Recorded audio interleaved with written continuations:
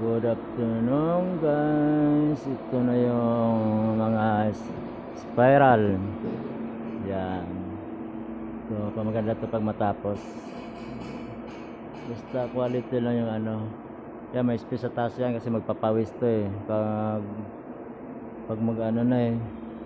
Pag manda na to magpapawis yun. Ayan siya guys. Maganda to pag natapos yan. Ayan. May wrap special lahat ng hanger sa taas eh. Spiral. Yan. Yan, inspection. Para kung matuwid yung dock natin, matataas yung ganito ang scaffolding. Maganda pagka-erector yan, mga inspector. Yan. Yan guys, ang video naman natin na i-upload. Yun. Maganda to pag natapos. Spiral lang yan.